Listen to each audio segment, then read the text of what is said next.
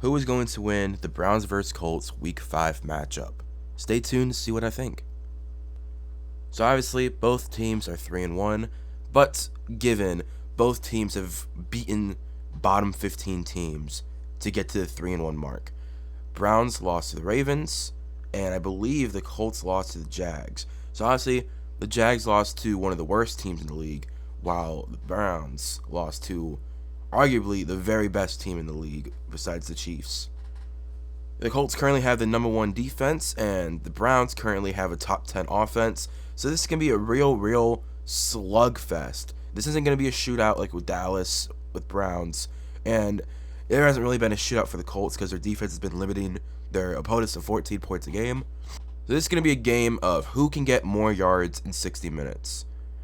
Who can make the other person get less yards in 60 minutes. This isn't going to be a who can score the most in 60 minutes, who can run the ball the best, who can throw the farthest. It is going to be which defense can step up, which offense can step up to score 1 or 2 more points than the other team. This is going to probably be a low-scoring game.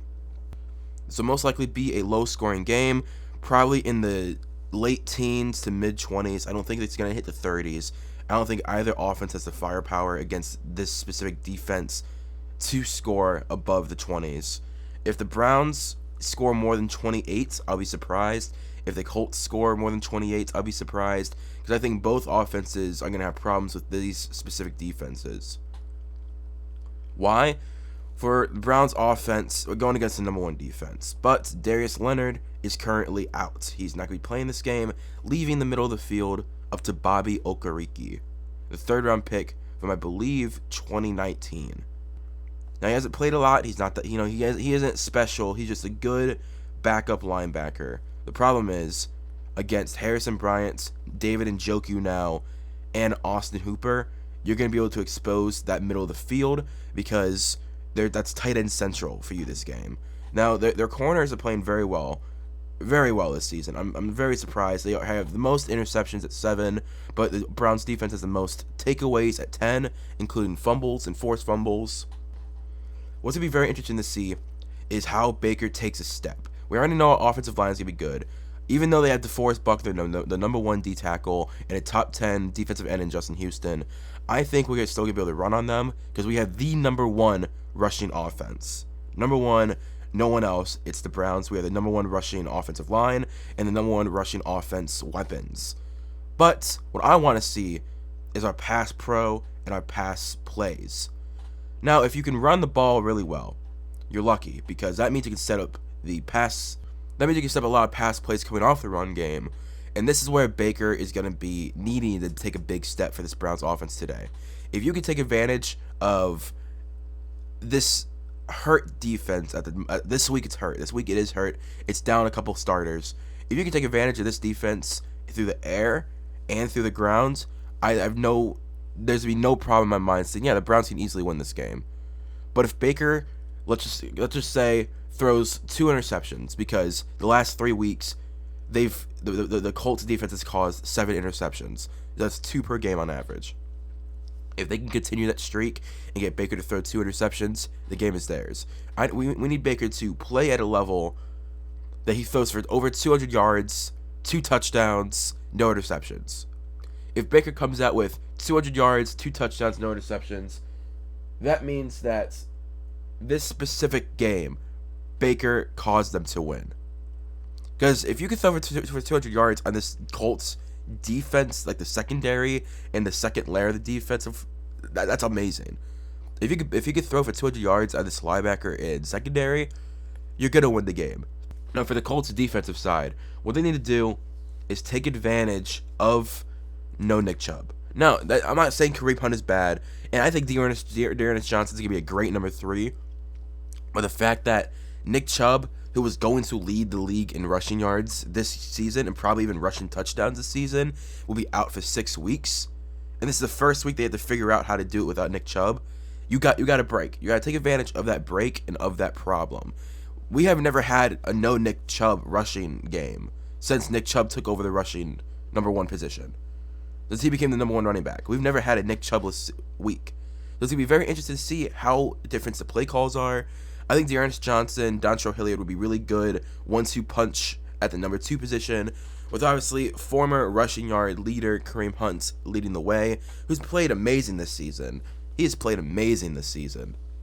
What you gotta do as well as taking advantage of that run offense, is Baker Mayfield. This offensive line, you're gonna give and take. You're gonna give up some plays. You might make some plays, but this offensive line is solid, top 10 offensive line in pass pro, and the number 1 rushing offensive line. I'm sorry, the number 1 rushing offensive line. There is no like, oh yeah, they're bottom 10. We'll be able to get 15 sacks. No, you're not gonna get through them, and if you do, congratulations. That means that you did a really good job. What's gonna be really interesting to see is how these linebackers and corners step up with all the injuries. Baker Mayfield obviously is not Drew Brees, is not Tom Brady, is not Patrick Mahomes, is not Lamar Jackson, is not Derek Carr. He isn't all these, quarterbacks that are having amazing seasons so far, throwing the ball, getting a lot of touchdowns, and not a lot of interceptions. He does make mistakes, and when he makes mistakes, it usually spirals into more mistakes. Again, we haven't seen it this season because he hasn't made a whole lot of mistakes. Thank God he hasn't made a whole lot of mistakes. But last season, when he threw 1 interception, he usually threw 2 or 3. Because once he loses confidence after the first one. So if he can cause an interception or a fumble or something to get him off his groove, you might have a chance. Again, we don't know if that's still him this season, but you might have a chance to go in and get more because of his confidence level. Moving on to the Colts offense and Browns defense, I think it's going to be a slaughter. They don't have, the Colts don't have a deep threat, a sideline wide receiver. They have a good middle of the field playing offensive weapons. They don't have a deep threat on the sideline. T.Y. Hilton is not there anymore. 5 years ago, that is T.Y. Hilton. T.Y. Hilton is not that anymore. Paris Campbell and Michael Pittman have not developed into that yet. All you have is good middle of the field catchers and yak, but you don't have a sideline, 25, 30 yards down the sideline person to make a spectacular catch. And that's what that Browns defense is good at. They're good at maintaining the middle of the field. We saw that last season. We saw that last week at Cowboys until the fourth quarter where the Cowboys torched us. We can see that they can hold the middle of the field pretty well. Besides that CeeDee Lamb with the Andrew Sendejo, who yet again messes up. That's what you got to take advantage of. The middle of the field with Andrew Sendejo, when he's being asked to do too much, is the disadvantage of the secondary. And doesn't have many weaknesses. This secondary does not have a whole lot of weaknesses. I promise you that. Except for Andrew Sendejo. Because he's being asked to do so much because we're down Grant and Delpit. Ron Harrison is still, he's still sick, and also he's still learning the system, so he's not even going to be better than Carl Joseph. He's played pretty well. But we got to take advantage of is the secondary right now. Because Mac Wilson's back in the linebacking core. Sione Takitaki and Malcolm Smith or Malcolm Brown. I forgot which one it was. He's played very well since we signed him like 2 weeks before the season. He's done very well this season. So what I'm going to be interested in seeing is how they take advantage of the miscommunication in the secondary. But what you're not going to take advantage of with Jonathan Taylor is this defensive line. This defensive line has been spectacular this season. This Browns defense has been pretty good. They haven't been top 10. They have not been top 10. But in specific areas, they have a top 10 defensive front. They have one of the best defensive lines. I think in general, the secondary is probably a top half of the league, and the linebacker core is not that great. It's not that great.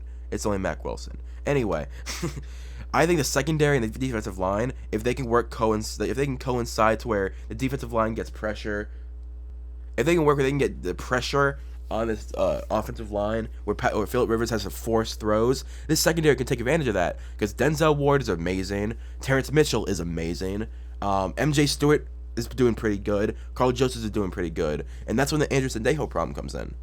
Everyone else on the secondary is really good. He is the weakest link as of right now. I don't think he's a bad player. I think he's just being asked to do too much because he's a veteran. Now for the offense, what they got to do is just keep running the ball with Jonathan Taylor, keep throwing in the middle of the field, because if you can get Andrew Sendejo and the linebackers off their feet, that's when you can take advantage and get the touchdowns and the yardage that you need.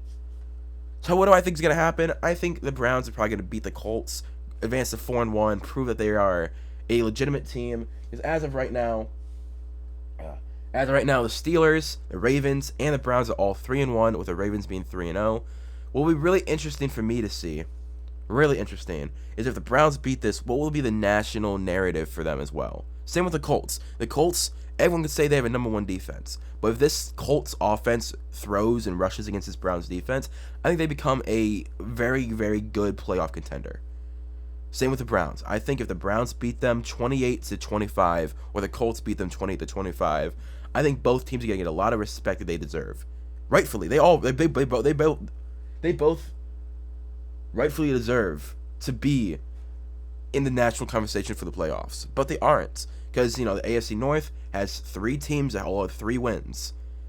The AFC South isn't great. The Colts are good. They're number 1 seed, but like it's still not good. I think the Colts probably gonna make the playoffs as the leader of the AFC South. I think the Browns, Steelers, and the Ravens will all make the playoffs as well. But what I'm really interested to see is national coverage in the media. How are they gonna take it with either team winning? Are they gonna be like, oh yeah, it was the Browns offense that won the game, or are they gonna say it was the Colts defense that did a lackluster performance? Or if the Colts throw all over the Browns defense, are they gonna say, well, it was just the Browns defense? The Colts haven't played a real defense yet. I'm gonna be really interested to see that whoever wins, how the national coverage is able to spin this to where the teams don't get the respect that they deserve. So that's my prediction. I think it'll be Browns 28, Colts 25. Probably a game-winning field goal or a game-winning touchdown. Most likely to OBJ. He's been cooking recently. But thank you guys for watching. Hope you did enjoy this random sports talk. If you did like it, like, comment, subscribe, comment. What should we comment? Comment Browns over Colts, baby. That's what we gotta do. Browns over Colts, baby. Thank you for watching. Hope you enjoyed, and I'll see you next time. Peace.